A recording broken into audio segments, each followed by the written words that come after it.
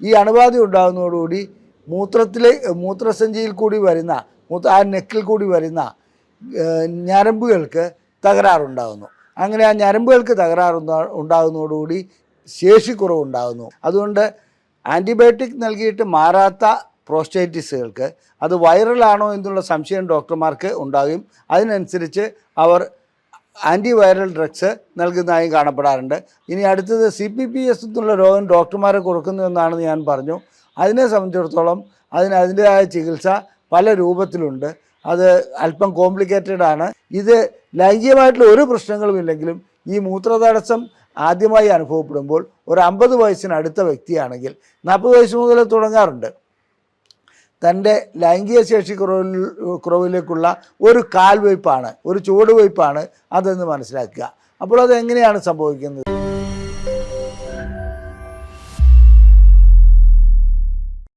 ഞാൻ ഡോക്ടർ അജയൻ വർഗീസ്, കോഴിക്കോട് ജില്ലയിൽ കുന്നമംഗലം പന്തീർപ്പാടത്തുള്ള institute of sexual and reproductive medicine എന്ന സ്ഥാപനത്തിൻ്റെ ഡയറക്ടറാണ്. International association of sexual medicine practitioners modern medicine എന്ന അസോസിയേഷൻ്റെ അഖിലേന്ത്യാ ചെയർമാനുമാണ്. പ്രോസ്റ്റേറ്റ് ഗ്രന്ഥിയെക്കുറിച്ചാണ് ഞാനിന്ന് നിങ്ങളോട് വിശദീകരിക്കാൻ ഉദ്ദേശിക്കുന്നത്. മൂത്രം ഒഴിക്കുന്നത് സാധാരണഗതിയിൽ നല്ല ഫ്ലോയിൽ പുറത്തേക്ക് പോകാറുണ്ട്. ചില രോഗികൾക്ക് മൂത്രം ഒഴിച്ചു കഴിഞ്ഞാലും വീണ്ടും 2 or 3 തുള്ളി അല്ലെങ്കിൽ 8 or 10 തുള്ളി മൂത്രം വീണ്ടും ഒഴിക്കേണ്ടി വരുന്നു. അതുപോലെ തന്നെ ഇത്തരം വ്യക്തികൾക്ക് രാത്രി കാലങ്ങളിൽ സുഖമായ ഉറക്കം ലഭിക്കാതെ മൂത്രമൊഴിക്കുവാൻ വേണ്ടി എഴുന്നേൽക്കേണ്ടി വരുന്നു. മറ്റ് വേദനകളൊന്നുമില്ലെങ്കിൽ തന്നെ ഇത്തരം ലക്ഷണങ്ങൾ പ്രോസ്റ്റേറ്റ് ഗ്രന്ഥിയുടെ അസുഖങ്ങളാണ്. ഇതുകൂടാതെ ലിംഗാഗ്രത്തിൽ വേദന വരുന്നു. അതുപോലെ തന്നെ നേരത്തെ ലൈംഗിക ബന്ധത്തിൽ ആവശ്യത്തിന് സമയമുണ്ടായിരുന്ന വ്യക്തികൾക്ക് സമയം ലഭിക്കാതെ വരുന്നു. 8-10 മിനിറ്റ് ലഭിച്ചിരുന്ന വ്യക്തികൾ ഇപ്പോൾ 1-2 മിനിറ്റ്, ചിലപ്പോൾ അതിൽ കുറവായിട്ട് കാണപ്പെടുന്നു. ഇതാണ് പ്രോസ്റ്റേറ്റിനെ ബാധിക്കുന്ന ചില അസുഖങ്ങൾ. രോഗികൾ വേദനയില്ലാതെ തന്നെ അല്ലെങ്കിൽ ഒരു വേദനയും പ്രശ്നങ്ങളും ഇല്ലാതെ തന്നെ മൂത്രതടസ്സം അനുഭവപ്പെടുമ്പോൾ ആദ്യം മനസ്സിലാക്കേണ്ടത് പ്രോസ്റ്റേറ്റ് ഗ്രന്ഥിക്ക് പ്രശ്നങ്ങൾ ഉണ്ടായിക്കൊണ്ടിരിക്കുകയാണെന്നുള്ളതാണ്. ആ പ്രോസ്റ്റേറ്റ് ഗ്രന്ഥിയുടെ പ്രശ്നങ്ങൾ എന്തെല്ലാമാണ്, അതിനെക്കുറിച്ചാണ് ഇന്ന് ഞാൻ വിശദീകരിക്കാൻ പോകുന്നത്. അപ്പോൾ നമുക്ക് ആദ്യമായി ചോദിക്കേണ്ടത്, എന്താണ് ഈ പ്രോസ്റ്റേറ്റ് ഗ്രന്ഥി? പ്രോസ്റ്റേറ്റ് ഗ്രന്ഥി ലളിതമായി പറയുകയാണെങ്കിൽ ഇത് സാധാരണഗതിയിൽ നമ്മുടെ ലൈംഗികതയുമായിട്ട് നേരിട്ട് ബന്ധമില്ലെങ്കിലും ഒരു ലൈംഗിക അവയവത്തിൻ്റെ ഭാഗം തന്നെയാണെന്ന് പറയാം. ആദ്യത്തെ ചോദ്യം, ഇത് എവിടെയാണ് സ്ഥിതി ചെയ്യുന്നത്? പ്രോസ്റ്റേറ്റ് ഗ്രന്ഥി സ്ഥിതി ചെയ്യുന്നത് നമ്മുടെ മൂത്രസഞ്ചിയുടെ താഴെ രക്തത്തിൻ്റെ മുൻവശത്തായിട്ടാണ്. അപ്പോൾ മൂത്രക്കുഴൽ പ്രോസ്റ്റേറ്റ് ഗ്രന്ഥിക്ക് അകത്തുകൂടിയാണ് പോകുന്നത്. അതുപോലെ തന്നെ വൃഷ്ണങ്ങളിൽ നിന്നും വരുന്ന ശുക്ലം വഹിച്ചുകൊണ്ട് വരുന്ന കുഴൽ പ്രോസ്റ്റേറ്റ് ഗ്രന്ഥിയിൽ പ്രവേശിക്കുന്നു. അവിടെ നിന്ന് ചില എൻസൈമുകൾ, അതുപോലെ തന്നെ മറ്റു ചില ദ്രാവകങ്ങൾ അതിനകത്തേക്ക് ആ ശുക്ലത്തിന് കൂടുതൽ ഊർജം നൽകുവാനായി, ആ ഊർജം അല്ലെങ്കിൽ കൂടുതൽ അതിൻ്റെ ഘടന മാറ്റുവാനായി നൽകുന്നു. ഇത് ബീജാണുക്കൾക്ക് കൂടുതൽ നേരം നിലനിൽക്കുവാനും അതുപോലെ തന്നെ ബീജാണുക്കളുടെ പ്രവർത്തനത്തിന് സഹായകരമായി മാറുകയും ചെയ്യുന്നു. ഇതാണ് പ്രോസ്റ്റേറ്റ് ഗ്രന്ഥിയുടെ യഥാർത്ഥ ധർമ്മം. ഇതുകൂടാതെ പ്രോസ്റ്റേറ്റ് ഗ്രന്ഥി ലൈംഗികതയിൽ ഒരു കാര്യം കൂടി വഹിക്കുന്നുണ്ട്.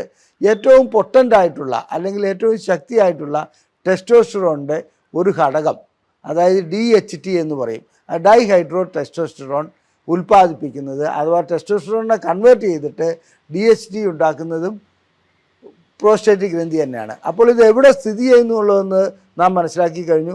അതുപോലെ തന്നെ ഇതിൻ്റെ ധർമ്മങ്ങൾ എന്താണെന്ന് മനസ്സിലാക്കി കഴിഞ്ഞു. സാധാരണ രീതിയിൽ ഒരു ഉപദ്രവവും ഉണ്ടാക്കാതെ ഈ പ്രവർത്തനങ്ങൾ നടന്നു പോയിക്കൊണ്ടേയിരിക്കും. എന്നാൽ ഒരു 50 വയസ്സാകുന്ന വ്യക്തിയെ സംബന്ധിച്ചിടത്തോളം 40 വയസ്സ് മുതൽ തുടങ്ങും. ഏതെങ്കിലും ഒരു ദിവസം മൂത്രമൊഴിക്കുമ്പോൾ അദ്ദേഹത്തിന് ഒരു നേരിയ തോതിൽ മൂത്രതടസ്സം അനുഭവപ്പെടുന്നു. ഇത്തരം മൂത്രതടസ്സം അനുഭവപ്പെടുന്ന വ്യക്തിയെ സംബന്ധിച്ചിടത്തോളം അത് സാരമില്ല, മറ്റെന്തെങ്കിലും പ്രശ്നങ്ങളായിരിക്കും, അല്ലെങ്കിൽ ഒരു ചെറിയ രീതിയിലുള്ള മൂത്രക്കടച്ചിൽ അനുഭവപ്പെടുന്നു, ഇതിനെയൊക്കെ അവഗണിക്കുകയാണ് ചെയ്യാറുള്ളത്. ഇത് ലൈംഗികമായിട്ടുള്ള ഒരു പ്രശ്നങ്ങളുമില്ലെങ്കിലും ഈ മൂത്രതടസ്സം ആദ്യമായി അനുഭവപ്പെടുമ്പോൾ ഒരു 50 വയസ്സിനടുത്ത വ്യക്തിയാണെങ്കിൽ 40 വയസ്സ് മുതൽ തുടങ്ങാറുണ്ട്. തൻ്റെ ലൈംഗിക ശേഷി കുറവിലേക്കുള്ള ഒരു കാൽവയ്പ്പാണ്, ഒരു ചുവടുവയ്പ്പാണ് അതെന്ന് മനസ്സിലാക്കുക. അപ്പോൾ അതെങ്ങനെയാണ് സംഭവിക്കുന്നത്? ബിനൈൽ പ്രോസ്റ്റാറ്റിക് ഹൈപ്പർപ്ലേസിയ എന്ന ഒരു അസുഖത്തിൻ്റെ ആരംഭം അവിടെ കുറിക്കുകയാണ്. ഇത് പ്രോസ്റ്റേറ്റ് ഗ്രന്ഥിക്ക് വീക്കം ഉണ്ടാക്കുന്ന ഒരവസ്ഥയാണ്. അപ്പോൾ എങ്ങനെയാണ് ഈ വീക്കം ഉണ്ടാക്കുന്നതെന്നുള്ളത് ഞാൻ പിന്നീട് വിശദീകരിക്കാം. അതിനു മുമ്പ് നമുക്ക് പ്രോസ്റ്റേറ്റിനെ ബാധിക്കുന്ന അസുഖങ്ങൾ എന്തെല്ലാമാണെന്നുള്ളത് നമുക്കൊന്ന് പരിശോധിച്ച് നോക്കാം. പ്രോസ്റ്റേറ്റിനെ ബാധിക്കുന്ന അസുഖങ്ങളിൽ ഒന്ന് പ്രോസ്റ്റാറ്റൈറ്റിസ്, അതായത് പ്രോസ്റ്റേറ്റിന് അണുബാധ ഉണ്ടാകുന്നു അല്ലെങ്കിൽ പ്രോസ്റ്റേറ്റിന് വീക്കമുണ്ടാകുന്നു, ഇത്തരം അസുഖങ്ങൾ. അടുത്തതായിട്ട് BPH, ബിനൈൻ പ്രോസ്റ്റാറ്റിക് ഹൈപ്പർപ്ലാസിയ എന്ന് പറഞ്ഞാൽ, ഈ ഹൈപ്പർപ്ലാസിയ എന്ന് പറഞ്ഞാൽ അതിന് ആ ഗ്രന്ഥി വളരുകയാണ്, പക്ഷേ അത് ക്യാൻസർ അല്ല. അപ്പോൾ വളരുന്നതോടുകൂടി എന്ത് സംഭവിക്കുന്നു വെച്ചാൽ ഇതിനകത്തുകൂടിയാണ് മൂത്രക്കുഴൽ പോകുന്നത്, ശുക്ലത്തിൻ്റെ കുഴലുകൾ അതിൽ കൂടെയാണ് പോകുന്നത്. അപ്പോൾ ആ കുഴലുകളെ ഇത് ഞെരിച്ചമർത്തുന്നു. അതുകൊണ്ട് വേണ്ടത്ര ഫ്ലോ ലഭിക്കാതെ വരുന്നു. മൂത്രം ഒഴിച്ചു കഴിഞ്ഞാലും വീണ്ടും ഒഴിക്കണം എന്ന് തോന്നുന്നു. അതുപോലെ തന്നെ മൂത്രസഞ്ചിയിൽ മൂത്രം പരിപൂർണമായി പോകാതെ അവിടെ കെട്ടിക്കിടക്കുന്നു. തന്മൂലം അണുബാധ മൂത്രസഞ്ചിയിൽ ഉണ്ടാകുന്നു. മൂത്രസഞ്ചിയുടെ ആ ഭിത്തികൾക്ക് ചിലപ്പോൾ തടിപ്പ് ഉണ്ടാകുന്ന ഒരവസ്ഥയിലേക്ക് വരെ അത് പോകുന്നു. ഇനി പ്രോസ്റ്റൈറ്റിസിന് മറ്റൊരിതുണ്ട്, അത് 3 തരത്തിലുണ്ട്. അത് അക്യൂട്ട് പ്രോസ്റ്റൈറ്റിസ് ഉണ്ട്, ക്രോണിക് പ്രോസ്റ്റൈറ്റിസ് ഉണ്ട്, അതുപോലെ തന്നെ CPPS എന്ന് പറയുന്ന വേറൊരു രൂപത്തിലുള്ള പ്രോസ്റ്റൈറ്റിസ് ഉണ്ട്. അതിന് അണുബാധയൊന്നും അവിടെ ഉണ്ടാകണമെന്നേ ഇല്ല. മറ്റേ രണ്ടും അണുബാധ ഉണ്ടാകുന്നതുകൊണ്ടാണ്. ഇനി അടുത്ത, അപ്പോൾ നമ്മൾ പ്രോസ്റ്റൈറ്റിസിനെ കുറിച്ച് പറഞ്ഞു തന്നു. ബിനൈൽ ഹൈപ്പർപ്ലാസിയ, അതായത് BPH, അത് സാധാരണ കണ്ടുവരുന്ന ഒരു അസുഖമാണ്, അർബുദമല്ല എന്ന് പറഞ്ഞു കഴിഞ്ഞു. ഇതുകൂടാതെ ശരിയായ ഒരു അർബുദ രോഗവും കൂടി പ്രോസ്റ്റേറ്റ് ഗ്രന്ഥിക്ക് ബാധിക്കാറുണ്ട്. അത് 3 തരത്തിലുണ്ട്. എന്നാലും ശരി, ആ തരങ്ങൾ എന്തെങ്കിലും ആട്ടെ, അതിനെക്കുറിച്ച് ഞാൻ പിന്നീട് വിശദീകരിക്കാം. അത്തരം അർബുദം ബാധിക്കുകയാണെങ്കിൽ അതിന് ലൈംഗിക ശേഷിയെ മാത്രമല്ല ശരീരത്തിൻ്റെ മൊത്തം പ്രവർത്തനങ്ങളെ ബാധിക്കുന്ന രീതിയിലാണ് പ്രോസ്റ്റേറ്റിൻ്റെ അർബുദം ബാധിക്കുന്നത്. എന്നിരുന്നാലും ഈ അർബുദ രോഗം ചികിത്സിച്ച് മാറ്റാവുന്ന ഒരു അസുഖം മാത്രമാണ് ഇത്. പ്രോസ്റ്റേറ്റിനെ സംബന്ധിച്ചിടത്തോളം വളരെയധികം സ്പ്രെഡ് ചെയ്ത് അങ്ങനെ പ്രശ്നങ്ങൾ ഉണ്ടാക്കുന്ന ഒരു അർബുദ രോഗമല്ല. പ്രോസ്റ്റേറ്റ് ഗ്രന്ഥി മൂലമുണ്ടാകുന്ന അസുഖങ്ങൾ എങ്ങനെയാണ് ലൈംഗികതയെ ബാധിക്കുന്നത്, ഏതെല്ലാം തരത്തിലുള്ള ലൈംഗിക പ്രശ്നങ്ങളാണ് പ്രോസ്റ്റേറ്റ് ഗ്രന്ഥി മൂലം ഉണ്ടാകുന്നതെന്ന് നമുക്ക് പരിശോധിക്കാം. പ്രോസ്റ്റേറ്റ് ഗ്രന്ഥിക്ക് പ്രശ്നങ്ങൾ ഉണ്ടായിക്കഴിഞ്ഞാൽ ലൈംഗികമായിട്ടുള്ള ശേഷിക്കുറവുണ്ടാവും. ഞാൻ നേരത്തെ സൂചിപ്പിച്ചിരുന്നു, ഏറ്റവും പൊട്ടൻ്റായിട്ടുള്ള ഒരു ഹോർമോൺ, അതായത് DHT എന്ന ഹോർമോൺ ഉൽപ്പാദിപ്പിക്കുന്നത്, അല്ലെങ്കിൽ അതിനെ ടെസ്റ്റോസ്റ്ററോണിനെ മാറ്റി DHT ആക്കുന്നത് പ്രോസ്റ്റേറ്റാണ്. ആ പ്രോസ്റ്റേറ്റിൻ്റെ ആ പ്രവർത്തനം മന്ദീഭവിക്കുന്നതോടുകൂടി തീർച്ചയായിട്ടും ലൈംഗിക ശേഷിക്കുറവ് അനുഭവപ്പെടും. ഇതുകൂടാതെ ശീഘ്രസ്ഖലനം അനുഭവപ്പെടുന്നതിലും പ്രോസ്റ്റേറ്റ് ഗ്രന്ഥിയുടെ അസുഖങ്ങൾ, അതായത് പ്രോസ്റ്റേറ്റൈറ്റിസ്, അതിന് പങ്കുവഹിക്കുന്നുണ്ടെന്നാണ് കണക്കിലാക്കപ്പെടുന്നത്. ക്യാൻസർ ബാധിക്കുകയാണെങ്കിൽ തീർച്ചയായിട്ടും ഇത്തരം അസുഖങ്ങളെല്ലാം ഉണ്ടാകും. അതായത് ലൈംഗികമായിട്ടുള്ള ശേഷിക്കുറവ്, ലൈംഗികമായിട്ടുള്ള ബലക്കുറവ്, അതുപോലെ തന്നെ സമയം ലഭിക്കാത്ത ഒരവസ്ഥ വരിക, ഒരിക്കൽ ഇടയ്ക്ക് വെച്ച് തന്നെ, അതായത് ബന്ധത്തിൽ ഏർപ്പെട്ടുകൊണ്ടിരിക്കുമ്പോൾ ലിംഗം തളർന്നു പോകുന്ന അവസ്ഥ വരിക, ഇതൊക്കെ പ്രോസ്റ്റേറ്റ് ഗ്രന്ഥിക്ക് പ്രശ്നങ്ങൾ ഉണ്ടാകുമ്പോൾ കണ്ടുവരുന്ന അവസ്ഥകളാണ്. അതുകൊണ്ട് പ്രോസ്റ്റേറ്റ് ഗ്രന്ഥിയുടെ പ്രശ്നങ്ങൾ നമുക്ക് മുൻകൂട്ടി മനസ്സിലാക്കുകയാണെങ്കിൽ, അതിനുള്ള ചികിത്സ നൽകുകയാണെങ്കിൽ തീർച്ചയായിട്ടും ലൈംഗിക ശേഷി വീണ്ടെടുക്കുവാൻ കഴിയും. ഇനി പ്രോസ്റ്റേറ്റ് ഗ്രന്ഥിയെ സംബന്ധിച്ചിടത്തോളം പ്രോസ്റ്റൈറ്റിസ് എന്ന് പറയുന്ന ആ ഒരു അസുഖത്തിന് സാധാരണ ഇതിൽ ഞാൻ പറഞ്ഞു 3 തരത്തിലുള്ള പ്രോസ്റ്റേറ്റൈറ്റിസ് ഉണ്ട്. അതിനെക്കുറിച്ച് നമുക്കൊന്ന് നോക്കാം. എന്താണ് ഈ പ്രോസ്റ്റേറ്റൈറ്റിസ്? സാധാരണ ഇതിൽ എല്ലാ അണുബാധകളും നമ്മുടെ ശരീരത്തിൽ പ്രശ്നങ്ങൾ ഉണ്ടാക്കാറുണ്ട്. ഇപ്പോൾ നമ്മളെ സംബന്ധിച്ചിടത്തോളം ഒരു പനി വരുന്നത് അണുബാധ കൊണ്ടായിരിക്കാം. അങ്ങനെ അണുബാധ കൊണ്ട് വരുന്ന ആ അസുഖങ്ങൾക്ക് നാം ആൻറ്റിബയോട്ടിക്കുകൾ നൽകി, അല്ലെങ്കിൽ അതിനുള്ള മറ്റ് ചികിത്സകൾ നൽകി, സപ്പോർട്ടീവ് തെറാപ്പി നൽകി അതിന് പരിഹാരമുണ്ടാക്കുകയാണ് ചെയ്യുന്നത്. ഇവിടെ പ്രോസ്റ്റേറ്റിനെ സംബന്ധിച്ചിടത്തോളം സിപ്രോഫ്ലോക്സാസിൻ അങ്ങനെയുള്ള ഒട്ടനവധി ആൻറ്റിബയോട്ടിക്കുകളുണ്ട്. അത്തരം ആൻറ്റിബയോട്ടിക്കുകൾ നൽകി അതിന് പരിഹാരമുണ്ടാക്കുന്നില്ലെങ്കിൽ ലൈംഗികമായിട്ടുള്ള ശേഷിക്കുറവുണ്ടാകുന്നു, സമയക്കുറവുണ്ടാകുന്നു, ഈ പ്രശ്നങ്ങളെല്ലാം ഉണ്ടാകുന്നു. അപ്പോൾ ഇത് കണ്ടുപിടിക്കുവാൻ എന്താണ് മാർഗം? പ്രോസ്റ്റേറ്റൈറ്റിസ് ഉണ്ടോ എന്നുള്ളത്. തീർച്ചയായിട്ടും പ്രോസ്റ്റേറ്റൈറ്റിസ് വരുമ്പോൾ മൂത്രക്കടച്ചിലും അതുപോലെ തന്നെ അടിവയറിൽ വേദനയും ഉണ്ടാവും. അത്തരം സന്ദർഭങ്ങളിൽ ഇതിൻ്റെ പരിശോധനകൾ നടത്തുകയും രക്തം പരിശോധിക്കുക, പ്രോസ്റ്റേറ്റിൻ്റെ PSA മുതലായ ടെസ്റ്റുകൾ ചെയ്യുക, അതുകൂടാതെ ഒക്കുമെങ്കിൽ സാധ്യമാണെങ്കിൽ സ്കാനിങ് നടത്തുക, പിന്നെ മൂത്രം പരിശോധിക്കുക. ഇതെല്ലാം ചെയ്തു കഴിഞ്ഞാൽ പ്രോസ്റ്റേറ്റിസ് ആണോ എന്നുള്ളത് നമുക്ക് അനുമാനിക്കുവാൻ കഴിയും. പ്രോസ്റ്റേറ്റിസ് ആണെങ്കിൽ അക്യൂട്ട് പ്രോസ്റ്റേറ്റിസ് എന്ന് പറയുന്നത് സാധാരണ ഇതിലൊരു 8-10 ദിവസം കൊണ്ട് അധികരിച്ച് വന്ന ഒരു പ്രോസ്റ്റേറ്റിസ് ആണ്. കഠിനമായ വേദനയൊക്കെ ഉണ്ടാവും. അതിന് നമ്മൾ ആൻറ്റിബയോട്ടിക് ഏതാണോ കൾച്ചർ ആൻഡ് സെൻസിറ്റിവിറ്റി ഒക്കെ നടത്തിയോ അതിനു മുമ്പോ നമുക്ക് ആൻറ്റിബയോട്ടിക്കുകൾ നൽകി അതിനുള്ള പരിഹാരമുണ്ടാക്കാൻ കഴിയുന്നതാണ്. അത് സാധാരണ രീതിയിൽ അത് പെട്ടെന്ന് തന്നെ മാറിപ്പോകുന്ന ഒന്നാണ് അക്യൂട്ട് പ്രോസ്റ്റേറ്റിസ്. എന്നാൽ ക്രോണിക് പ്രോസ്റ്റേറ്റിസ് അങ്ങനെയല്ല. അത് വലിയ പ്രശ്നങ്ങൾ ഉണ്ടാക്കാതെ എന്നാൽ നീണ്ടു നിൽക്കുന്ന ഒന്നാണ്. ഇത് ലൈംഗികതയെ വല്ലാതെ ബാധിക്കുന്നുണ്ട്. അതായത് ലൈംഗികതയെ ബാധിക്കുന്നു എന്ന് പറഞ്ഞാൽ നാം അറിയുന്നില്ല ഇതാണ് കാരണമെന്നുള്ളത്. അപ്പോൾ വേദന അത്ര കാഠിന്യമുള്ള വേദനയൊന്നും ആയിരിക്കില്ല. മൂത്രക്കടിച്ചിലും അത്ര വലിയ കാഠിന്യം ഉണ്ടാവില്ല. ചില സന്ദർഭങ്ങളിൽ ചിലപ്പോൾ കഠിനമായി വരാറുമുണ്ട്. അത് വെള്ളം കുടിക്കുമ്പോഴും അത് മറ്റു രീതിയിലുള്ള ആൻറ്റിബയോട്ടിക്കുകളും ഒക്കെ ആൻറ്റിബയോട്ടിക്കുകൾ കൂടുതൽ കഴിക്കുകയും വെള്ളം കൂടുതൽ കുടിക്കുകയും ചെയ്യുകയാണെങ്കിൽ അത് ചിലപ്പോൾ മാറിപ്പോകാറുമുണ്ട്. വീണ്ടും അതേ രൂപത്തിൽ അത് വരികയും ചെയ്യുന്നു. ഇതാണ് ക്രോണിക് പ്രോസ്റ്റേറ്റിസ്. അതിന് നിരന്തരമായിട്ടുള്ള കണ്ടിന്യൂസ് ആയിട്ടുള്ള ചികിത്സ ആവശ്യമാണ്. ക്രോണിക് ആവട്ടെ അക്യൂട്ട് ആവട്ടെ ലൈംഗികമായിട്ടുള്ള ശേഷിക്കുറവ് സൃഷ്ടിക്കുന്നു. ലൈംഗികമായിട്ടുള്ള പ്രശ്നങ്ങൾ ശേഷിക്കുറവ് മാത്രമല്ല സമയക്കുറവ് സൃഷ്ടിക്കുന്നു. പിന്നെ ലൈംഗികതയോട് താല്പര്യമില്ലാതാക്കുന്ന ഒരവസ്ഥ കൂടി ഈ ക്രോണിക്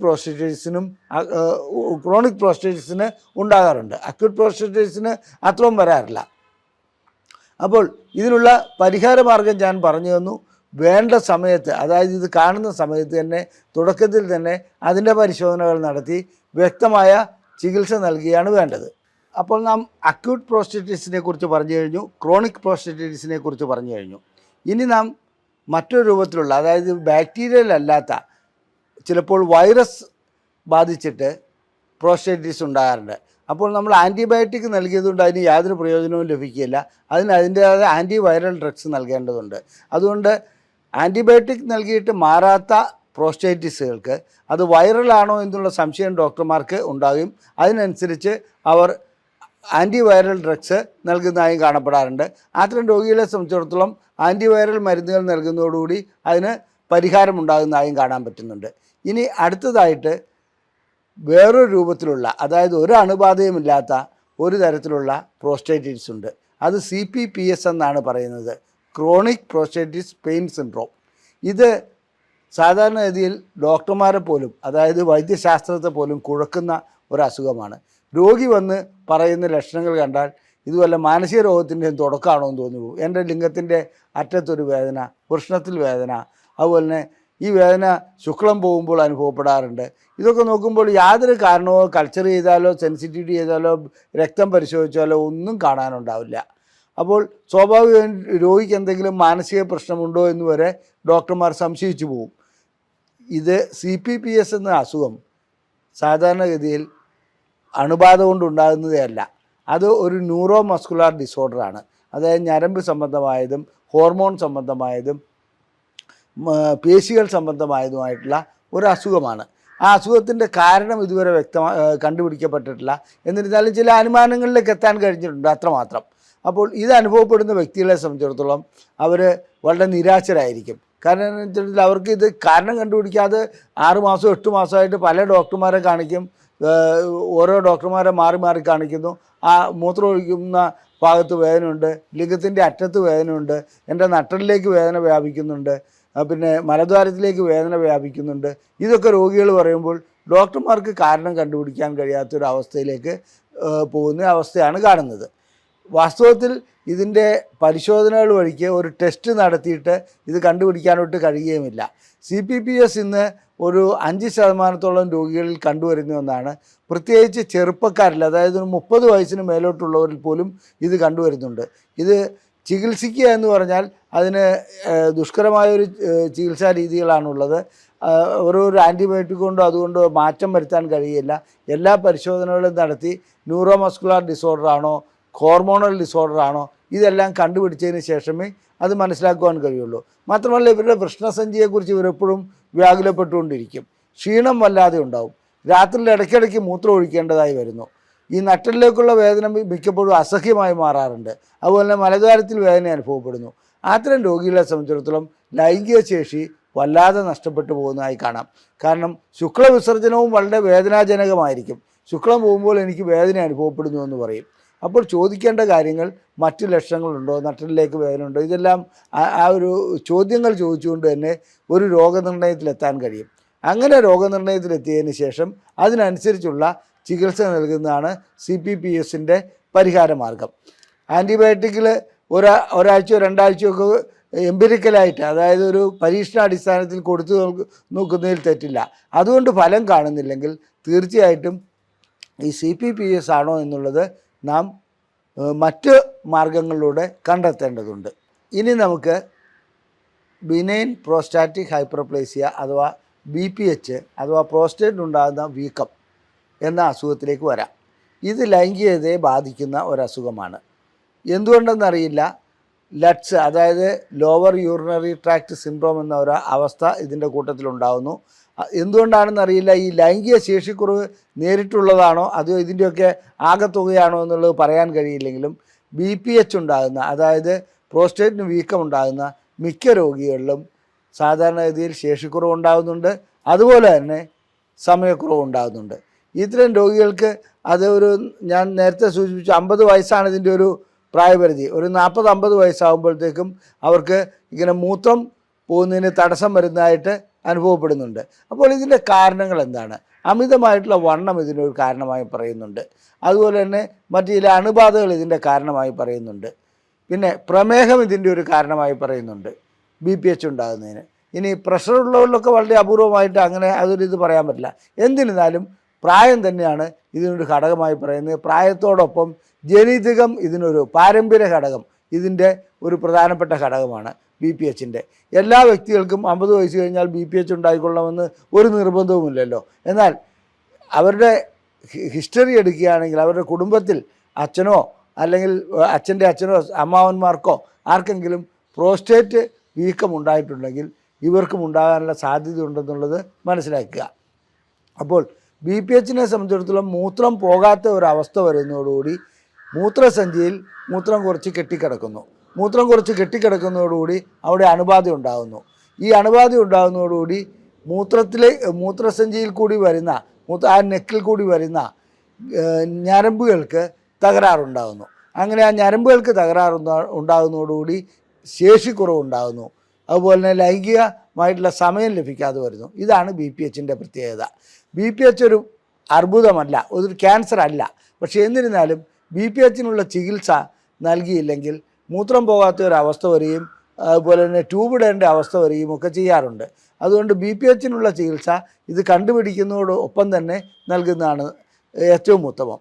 ഇനി BPHന് നൽകുന്ന ചികിത്സകൾ ലൈംഗിക ശേഷിക്കുറവിനെ ബാധിക്കുമോ? തീർച്ചയായും ബാധിക്കും. BPHന് നൽകുന്ന ചില ചികിത്സകൾ മിക്കപ്പോഴും ഈ മരുന്നുകൾ DHT എന്ന ഹോർമോണിനെ ഇല്ലാതാക്കുന്ന, അതായത് നമ്മുടെ മുടി കിളിപ്പിക്കാൻ വേണ്ടി ഫിനാസ്ട്രൈഡ് അങ്ങനെയുള്ള മരുന്നുകളൊക്കെ നൽകുന്നുണ്ടല്ലോ, ആ ഗണത്തിൽപ്പെട്ട മരുന്നുകൾ നൽകാറുണ്ട്. ആ എല്ലാ മരുന്നുകളും DHT ഹോർമോൺ അതായത് ഡൈഹൈഡ്രോ ടെസ്റ്റോസ്റ്ററോൺ ഉൽപ്പാദിപ്പിക്കുന്നതിൽ തടസ്സമുണ്ടാക്കുന്നു. അങ്ങനെയാണ് പ്രോസ്റ്റേറ്റിൻ്റെ വലിപ്പം കുറയ്ക്കുന്നത്.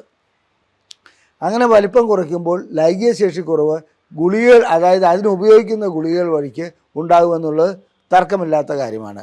ഇനി അത്തരം പ്രശ്നങ്ങളിൽ ചിലപ്പോൾ പ്രോസ്റ്റേറ്റിനെ സർജറി ചെയ്യുകയാണെങ്കിൽ ഇതും ഞരമ്പുകളെ ബാധിക്കാറുണ്ട്. അതായത് പ്രോസ്റ്റേറ്റ് എടുത്തു കളയേണ്ട സർജറിയോ മറ്റോ ചെയ്യുകയാണെങ്കിൽ തീർച്ചയായിട്ടും ഇത് വരുന്നത് അതിൽ കൂടി ഒട്ടനവധി ഞരമ്പുകൾ വരുന്നുണ്ട്. നേഴ്സാണ് ഞാൻ ഉദ്ദേശിക്കുന്നത്, രക്തക്കൊള്ളുകളല്ല. ആ നേഴ്സാണ് ലിംഗത്തിലേക്ക് കണക്ഷൻ നൽകുന്നത്. അങ്ങനെ ലിംഗത്തിലേക്ക് ആ കണക്ഷൻ നൽകുന്നതോടുകൂടി ലിംഗത്തിനുള്ള കണക്ഷൻ ലഭിക്കാതെ പോകുന്നു. അത് സർജറി ചെയ്യുമ്പോൾ മുറിഞ്ഞു പോകുന്നതുകൊണ്ട് തീർച്ചയായിട്ടും ഈ ശസ്ത്രക്രിയാനന്തരം ലൈംഗിക ശേഷിക്കുറവ് അനുഭവപ്പെടുന്ന ഒരവസ്ഥ വരാറുണ്ട്. BPHനുള്ള ചികിത്സ എന്തു തന്നെയായിരുന്നാലും ശരി, അത് അമിത വണ്ണം ഉണ്ടാകാതെ നോക്കുക, പ്രമേഹമുണ്ടെങ്കിൽ അത് നിയന്ത്രിച്ചു പോവുക, ജനിതക ഘടനയുണ്ടെങ്കിൽ തീർച്ചയായിട്ടും അടിക്കടി ഇതിനെ സ്കാൻ ചെയ്യുക, ടെസ്റ്റ് ചെയ്യുക, അത്തരം കാര്യങ്ങൾ ചെയ്യുക, മുൻകൂട്ടി മരുന്നുകൾ നൽകുക. ഇതൊക്കെ നമുക്ക് BPHൻ്റെ കാര്യത്തിൽ ചെയ്യാവുന്ന കാര്യമാണ്. ലൈംഗികമായിട്ടുള്ള ശേഷിക്കുറവ് അനുഭവപ്പെടുകയാണെങ്കിൽ അതിൻ്റെതായ രീതിയിലുള്ള ചികിത്സയിലേക്ക് വരണം. അത് ഞാൻ പിന്നീട് വിശദീകരിക്കുന്നതാണ്. ഇനി നമുക്ക് പ്രോസ്റ്റേറ്റിനെ ബാധിക്കുന്ന ക്യാൻസറിലേക്ക് പോകാം. ഒട്ടനവധി വിഭാഗത്തിൽപ്പെട്ട, അതായത് squamous cell carcinoma, adeno carcinoma, അങ്ങനെ പല വിഭാഗത്തിൽപ്പെട്ട പ്രോസ്റ്റേറ്റ് ക്യാൻസറുകളുണ്ട്. അതുപോലെ തന്നെ വളരെ പെട്ടെന്ന് സ്പ്രെഡ് ചെയ്യപ്പെടുന്ന പ്രോസ്റ്റേറ്റ് ക്യാൻസറുണ്ട്, സാവധാനം സ്പ്രെഡ് ചെയ്യപ്പെടുന്ന പ്രോസ്റ്റേറ്റ് ക്യാൻസറുണ്ട്. പ്രോസ്റ്റേറ്റ് ക്യാൻസർ വരുമ്പോൾ BPHൻ്റെതായ തുടക്കത്തിലുള്ള എല്ലാ ലക്ഷണങ്ങളും ഉണ്ടാവും. കാരണം മൂത്രം ഒഴിക്കുന്നതിന് തടസ്സം ഉണ്ടാവും, അതുപോലെ തന്നെ ലൈംഗിക ശേഷി കുറവ് അനുഭവപ്പെടും. ഇതുകൂടാതെ വേദന ചില ഭാഗങ്ങളിൽ നിന്ന് വരും. പിന്നെ രാത്രിയിൽ എഴുന്നേറ്റ് ഇടയ്ക്കിടയ്ക്ക് മൂത്രം ഒഴിക്കേണ്ടതായി വരും. ഇങ്ങനെയുള്ള അവസ്ഥകൾ BPHനുണ്ടാകുന്ന അതേ അവസ്ഥകൾ തന്നെ ഈ ക്യാൻസറിനും ഉണ്ടാകും. അതുകൊണ്ട് പ്രോസ്റ്റേറ്റ് ക്യാൻസർ ആണോ എന്ന് അറിയുവാൻ ഒരു പ്രധാനപ്പെട്ട ടെസ്റ്റുണ്ട്, PSA, അതായത് പ്രോസ്റ്റേറ്റ് സ്പെസിഫിക് ആൻറ്റിജൻ. ഈ ആൻറ്റിജൻ ടെസ്റ്റ് ചെയ്യുകയാണെങ്കിൽ നമുക്ക് ഏറെക്കുറെ ഒരു രൂപം കിട്ടും. അത് കുറവാണെങ്കിൽ ശരി, കൂടുതലാണെങ്കിൽ തീർച്ചയായിട്ടും മറ്റ് ബയോപ്സി അങ്ങനെയുള്ള കാര്യങ്ങളിലേക്ക് പോയി പ്രോസ്റ്റേറ്റ് ക്യാൻസർ ആണോ എന്നുള്ളത് രോഗനിർണയം നടത്തണം. അതിനനുസരിച്ചുള്ള ചികിത്സകളിലേക്ക് പോകണം. ഞാൻ പറഞ്ഞു പ്രോസ്റ്റേറ്റ് ക്യാൻസർ തീർച്ചയായിട്ടും മറ്റ് ലിവറിന് ബാധിക്കുന്ന ക്യാൻസർ പോലെ അത്ര അപകടകാരിയല്ല എന്ന് ചികിത്സിച്ച് മാറ്റാൻ കഴിയുന്നതാണ്. എന്നിരുന്നാലും ഇത് ലൈംഗികതയെ സാരമായി ബാധിക്കുന്നുണ്ട്. ചികിത്സാനന്തരം ചിലപ്പോൾ ലൈംഗിക ശേഷി വീണ്ടെടുക്കാൻ കഴിയാത്ത അവസ്ഥയിലേക്കും അത് പോകാറുണ്ട്. കാരണം പ്രോസ്റ്റേറ്റിനുള്ള ചികിത്സയിൽ പ്രോസ്റ്റേറ്റ് ക്യാൻസറിനുള്ള ചികിത്സയിൽ 3 തരത്തിലുള്ള ചികിത്സയാണ് ചെയ്യാറുള്ളത്. 1 സർജറി ചെയ്യുന്നു, 2 കീമോതെറാപ്പി ചെയ്യുന്നു, 3 റേഡിയേഷൻ ചെയ്യുന്നു. ഈ സർജറി ചെയ്യുന്നതോടുകൂടി അവിടെയുള്ള ഞരമ്പുകൾക്കെല്ലാം തന്നെ പ്രശ്നങ്ങളുണ്ടാകുന്നു, ഞരമ്പുകൾ മുറിഞ്ഞു പോകുന്നു. അത് ഞാൻ നേരത്തെ സൂചിപ്പിച്ചിരുന്നു. അതുകൊണ്ട് തന്നെ ലൈംഗിക ശേഷിക്കുറവ് അനുഭവപ്പെടുന്നതായി കാണാം. ഇന്ന് റോബോട്ടിക് സർജറിയൊക്കെ നിലവിൽ വന്നിട്ടുണ്ട്. എന്നിരുന്നാലും ഞരമ്പുകൾക്ക് ക്ഷതമേക്കാതെ ഇത് മാത്രമായി, അതായത് പ്രോസ്റ്റേറ്റിനെ മാത്രമായി നീക്കം ചെയ്യുന്ന ഒരു ശസ്ത്രക്രിയ പരിപൂർണമായി വിജയിച്ചിട്ടില്ല. എന്നാലും വിദഗ്ധമായ ചില സമ്പ്രദായങ്ങൾ ഇന്ന് നിലവിൽ വന്നിട്ടുണ്ട്. പ്രോസ്റ്റേറ്റ് രോഗികളെ സംബന്ധിച്ചിടത്തോളം അവരുടെ ലൈംഗികത നഷ്ടപ്പെടുത്താതെ അതായത് സർജറി ചെയ്യുന്ന ചില മെത്തേഡുകൾ, ചില രീതികൾ റോബോട്ട്സിൻ്റെ സഹായത്തോടുകൂടി ഇന്ന് നിലവിൽ വന്നിട്ടുണ്ട്. അത് അത്രത്തോളം അങ്ങ് വിജയിച്ചിട്ടില്ലെങ്കിൽ കൂടി ഇത് നമുക്കൊരു ഭാവിയിലൊരു അത് പ്രതീക്ഷിക്കാവുന്ന കാര്യമാണ്. നമുക്കൊരു വാഗ്ദാനമാണ് നൽകുന്നുണ്ടത്.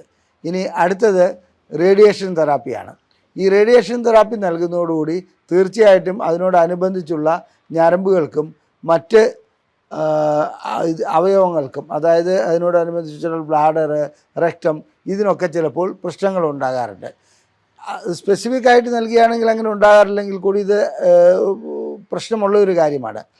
ഇനി റേഡിയേഷൻ തെറാപ്പി കൊണ്ട് തീർച്ചയായിട്ടും ഇതൊക്കെ കൊണ്ട് തന്നെ ഈ ഞരമ്പുകളെ ബാധിക്കുന്നതുകൊണ്ട് തന്നെ, അതുപോലെ തന്നെ പ്രോസ്റ്റേറ്റിന് ഈ റേഡിയേഷൻ നൽകുന്നതോടുകൂടി വൃഷ്ണങ്ങൾക്ക് ടെസ്റ്റോസ്റ്ററോൺ ഉൽപ്പാദിപ്പിക്കാനുള്ള കഴിവില്ലാതാകുന്നു, അത് ചുരുങ്ങിപ്പോകുന്നു. ഇത്തരം അവസ്ഥകളൊക്കെ ഉണ്ടാകാറുണ്ട്. അപ്പോൾ റേഡിയേഷൻ ചികിത്സ നൽകുന്നതോടുകൂടി ലൈംഗിക ശേഷി നഷ്ടപ്പെടുന്നത് പ്രോസ്റ്റേറ്റ് ക്യാൻസറിൻ്റെ കാര്യത്തിൽ സ്വാഭാവികമാണ്. ഇനി കെമിക്കൽ തെറാപ്പി, അതായത്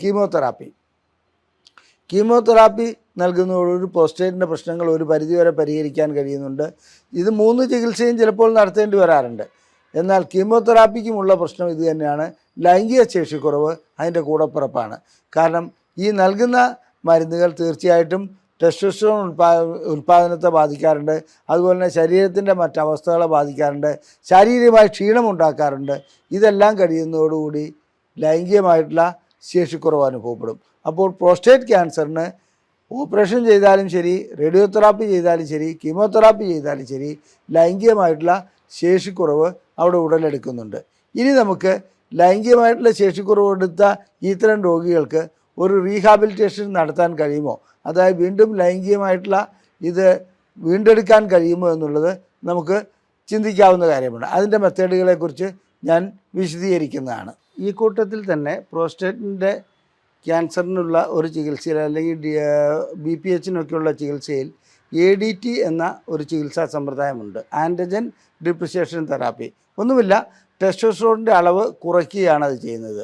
അപ്പോൾ അങ്ങനെ അളവ് കുറയ്ക്കുന്നതുകൊണ്ട് പ്രോസ്റ്റേറ്റിൻ്റെ വലിപ്പം കുറയുന്നു. ആ രീതിയിലുള്ള ഒരു ചികിത്സാ മാർഗ്ഗം ഉപയോഗിക്കാറുണ്ട്. ദൗർഭാഗ്യകരമെന്ന് പറയട്ടെ, ആ ചികിത്സ വഴിക്ക് ലൈംഗിക ശേഷി പരിപൂർണമായി നഷ്ടപ്പെടുന്നതായും കണ്ടുവരുന്നുണ്ട്. കാരണം ടെസ്റ്റോസ്റ്ററോൺ ലൈംഗികതയ്ക്ക് അത്യാവശ്യ ഘടകമാണ്. എന്നാൽ ഒരു വ്യക്തിയുടെ ജീവൻ രക്ഷിക്കുവാനും മറ്റു കാര്യങ്ങൾക്കും ഇത് വളരെയധികം ഉപകാരപ്പെടുന്ന ഒരു സംഭവമാണ്. ഇനി നമുക്ക് പ്രോസ്റ്റേറ്റ് രോഗങ്ങളുള്ളവർക്ക് എന്തെല്ലാം ചികിത്സകളാണ് നൽകുന്നത്, അതുപോലെ തന്നെ അതിന് ഏതെല്ലാം മാർഗങ്ങളിലേക്കാണ് പോകുന്നത്, അവർക്ക് ലൈംഗികമായിട്ടുള്ള അവരുടെ പ്രശ്നങ്ങൾ വീണ്ടെടുക്കാൻ കഴിയുമോ എന്നുള്ളതാണ്. ഞാൻ തുടക്കത്തിൽ സൂചിപ്പിച്ചു, സാധാരണ രീതിയിലുള്ള പ്രോസ്റ്റേറ്റിസ് ആണെങ്കിൽ അതിന് ആൻറ്റിബയോട്ടിക്കുകൾ കൊണ്ട് ചികിത്സ നടത്താം. അതുപോലെ തന്നെ മറ്റു രീതിയിലുള്ള ക്രോണിക് പ്രോസ്റ്റേറ്റിസ് ആണെങ്കിൽ അതിൻ്റേതായ പരിശോധനകൾ നടത്തി ഏതാണോ റെസിസ്റ്റൻ്റ് ആയിട്ടുള്ള ബാക്ടീരിയ അല്ലെങ്കിൽ അണു എന്നുള്ളത് കണ്ടുപിടിച്ചിട്ട് അതിനുള്ള ചികിത്സകൾ നടത്താൻ കഴിയും. ഈ രണ്ട് പ്രശ്നങ്ങൾക്കും ആൻറ്റിബയോട്ടിക് കൊണ്ടുള്ള ചികിത്സ മാത്രമേ സാധ്യമാകുന്നുള്ളൂ, അതിൻ്റെ ആവശ്യമേ ഉള്ളൂ. ഇനി അടുത്തത് CPPS എന്നുള്ള രോഗം ഡോക്ടർമാരെ കൊടുക്കുന്നതെന്നാണ് ഞാൻ പറഞ്ഞു. അതിനെ സംബന്ധിച്ചിടത്തോളം അതിൻ്റേതായ ചികിത്സ പല രൂപത്തിലുണ്ട്. അത് അല്പം കോംപ്ലിക്കേറ്റഡ് ആണ്, അതുകൊണ്ട് ഞാനിവിടെ അത് കൂടുതലായി വിശദീകരിക്കുവാൻ നിൽക്കുന്നില്ല. ഇനി BPHന് നൽകുന്നത് തീർച്ചയായിട്ടും ടെസ്റ്റോസ്റ്ററോൺ ലെവൽ കുറയ്ക്കുന്ന ചില മരുന്നുകളാണ്. ആ മരുന്നുകളെല്ലാം തന്നെ ലൈംഗിക ശേഷിക്കുറവ് ഉണ്ടാക്കുന്നതാണ്. എന്നിരുന്നാലും താൽക്കാലികമായി ലൈംഗിക ശേഷിക്കുറവ് ഉണ്ടാക്കുന്നുണ്ടെങ്കിൽ കൂടി പ്രശ്നം പരിഹരിക്കേണ്ടതുണ്ടല്ലോ. അതുകൊണ്ട് പ്രോസ്റ്റേറ്റ് രോഗം വരാതെ നോക്കുക എന്നുള്ളതാണ് ഏറ്റവും നല്ല കാര്യമെന്ന് ഇവിടെ സൂചിപ്പിക്കട്ടെ, BPHും മറ്റും. ഇനി അതിനുശേഷം പ്രോസ്റ്റേറ്റ് ക്യാൻസർ വന്നു കഴിഞ്ഞാൽ തീർച്ചയായിട്ടും ചിലപ്പോൾ പ്രോസ്റ്റേറ്റ് ഗ്രന്ഥി നീക്കം ചെയ്യേണ്ടി വരാറുണ്ട്. അല്ലെങ്കിൽ റേഡിയോ തെറാപ്പി ചെയ്യുന്നു, കീമോതെറാപ്പി ചെയ്യുന്നു. ഇതെല്ലാം കഴിഞ്ഞു വരുന്ന ഒരു രോഗിക്ക് ലൈംഗികമായിട്ടുള്ള ചികിത്സ നൽകി അവർക്ക് വീണ്ടും ഉത്തേജനം ഉണ്ടാക്കാൻ കഴിയുമോ എന്നുള്ളതാണ് ചോദിക്കുന്നത്. അതിനിടയ്ക്ക് സർജറിയൊക്കെ ചെയ്തു കഴിഞ്ഞാൽ സാധാരണ ഇതിൽ മൂത്രം പോകുമ്പോൾ അതായത് ഉള്ള തടസ്സമൊക്കെ നീങ്ങിക്കിട്ടുമെങ്കിലും ശുക്ലവിസർജനത്തിൽ ശുക്ലം ചിലപ്പോൾ ലിംഗത്തിൽ കൂടി പുറത്തേക്ക് വരാതെ യൂറിനറി ബ്ലാഡറിലേക്ക് അഥവാ മൂത്രസഞ്ചിയിലേക്ക് തിരിച്ചു പോകുന്ന ഒരവസ്ഥ വരാറുണ്ട്. അതിന് റിട്രോഗ്രേഡ് ഇജാക്കുലേഷൻ എന്നാണ് പറയുന്നത്. അതായത് അവർക്ക് ഡ്രൈ ഓർഗാസമാണ് ഉണ്ടാകുക. അവരെ സംബന്ധിച്ചിടത്തോളം ശുക്ലം പുറത്തേക്ക് പോകുമ്പോൾ അവർക്ക് അനുഭൂതി ലഭിക്കും, പക്ഷേ ശുക്ലം ഒട്ടും പുറത്തേക്ക് വരില്ല, അത് നേരെ മൂത്രസഞ്ചിയിലേക്ക് പോകുന്നു. അത് ശസ്ത്രക്രിയ ചെയ്തതിന് ശേഷം കൂടുതലായി കാണപ്പെടുന്നുണ്ട്. അതിനുള്ള പരിഹാര മാർഗം അത്ര എളുപ്പമുള്ളതല്ല. ഇനി മറ്റൊരു കാര്യം, ഇത് മൂത്രം പരിശോധിക്കുകയാണെങ്കിൽ ഇതിനകത്ത് ശുക്ലം വന്നിട്ടുണ്ടോ, അതായത് ബീജാണുക്കളുണ്ടോ എന്ന് നോക്കി അത് നമുക്ക് മനസ്സിലാക്കുവാൻ കഴിയാറുണ്ട്. ഇനി ഈ ശസ്ത്രക്രിയ ചെയ്ത വ്യക്തികൾക്ക്, അതായത് റേഡിയോ തെറാപ്പി ചെയ്ത വ്യക്തികൾക്ക് അല്ലെങ്കിൽ കീമോതെറാപ്പി ചെയ്ത വ്യക്തികൾക്ക് വീണ്ടും ലൈംഗിക ജീവിതം ആസ്വദിക്കാൻ കഴിയുമോ എന്നുള്ളത് ഒരു പ്രധാനപ്പെട്ട ചോദ്യമാണ്.